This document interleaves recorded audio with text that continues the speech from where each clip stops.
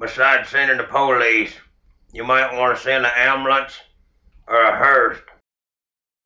Hello, Billy Ho here. Welcome to the Masters. I'm having a blast this week doing all kinds of great content, watching content, seeing all my favorite guys with their new shows and their twists and their turns and their gear. And I'm digging my Masters gear. I'm just going to wear this t shirt for three videos that I'm getting ready to put out. This first one is a special short take I want to share with the Billy Ho audience. Appreciate you guys. I think we're going to hit 300 probably sometime tomorrow. We're only a couple away. So ding, ding, ding, ding, ding. Congratulations on that. Thanks to you all, guys. So just go ahead, keep hitting that subscribe button, keep hitting that like button, join the Discord, check out the article. Everything's in there. You can get to it. Check me out on Twitter at Billy Ho Sports and join the contest. I think we'll fill it. I haven't checked in a day or so, but we should fill that thing pretty easily. But back to what I was going to do, and this is a short take. Don't worry, this video is not going to affect ownership. I do not move the needle. But I noticed something about the success rate and the similarities of Augusta to Pete Dye designed courses. I don't know if I've heard people mention this before, but you got the one, uneven fairways. Two, it's about position golf, angles into the proper greens. Three is hitting the best spot on the green to putt from, because Pete Dye's, their greens are undulating and tricky as well to putt on. And the last thing I believe was just being good around the green altogether. You know, all those are similarities. But the other things that I've noticed are similarities into success the players have had on Pete Dye courses. And we're going to take a look at a little bit of that as I've run a model that is very, very heavily weighted on course history with Pete Dye courses. So you'll see a couple of screenshots flash through as we get into things, and I'll show you that because there was two that I'll show you right now before we get started.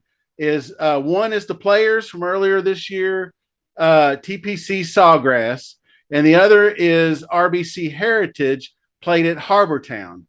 Those are just two that I thought I just captured a screenshot from Wiki that lists the winners and runners up, and you'll see some familiar names there. So that's where we're headed. So let's take a look at the model.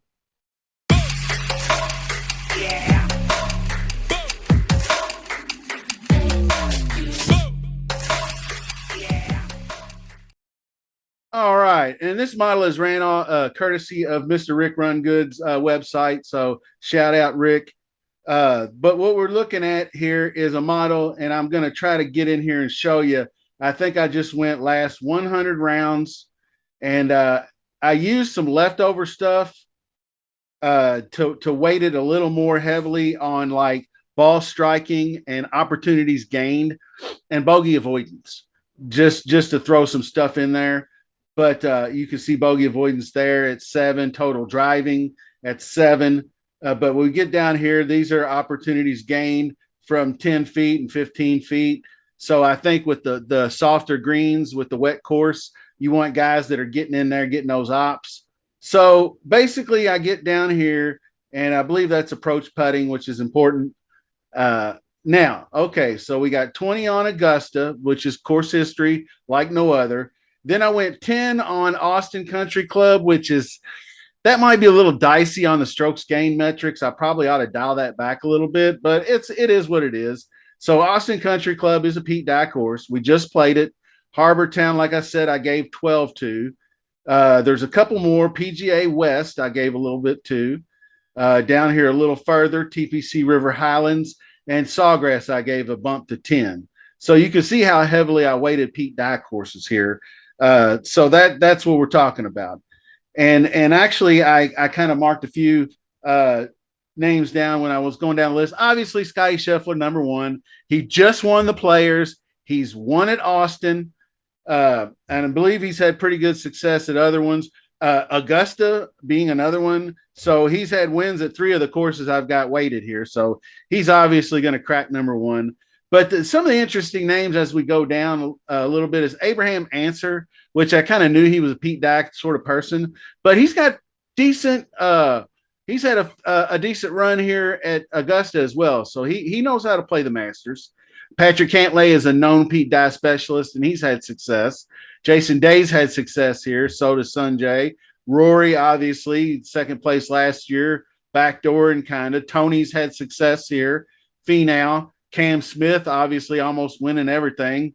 JT is always good here. Brooks has been good here. Xander's been good here. Siwoo, good on Pete Dye, obviously, and good here. Willie Z is the first one that I get to that I'm not going to be hip with because of the back injury. And it's not that his back is hurting anymore. It's the fact that he hasn't uh, rebranded his swing correctly just yet. He just seems to be struggling with the swing changes to try to take the pressure off his back.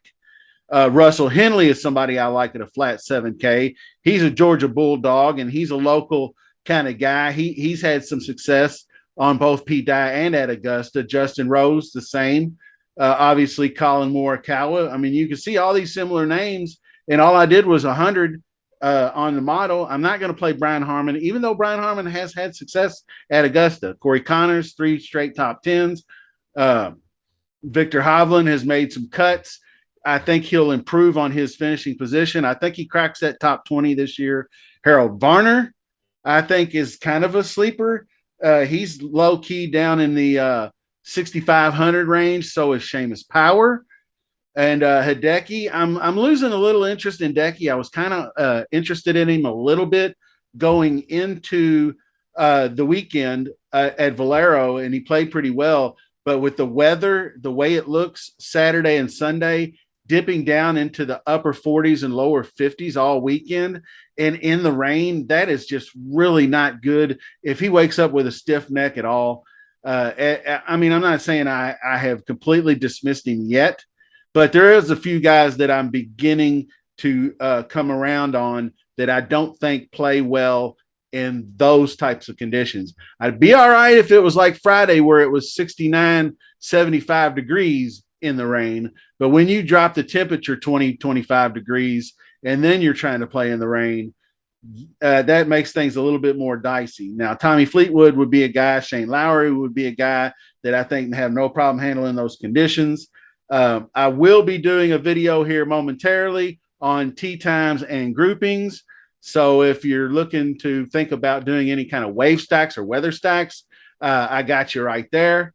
But I just thought this thing was pretty interesting with the whole Pete Dye narrative and the model. And I don't think I've seen anybody do that just yet. I'm not trying to give picks.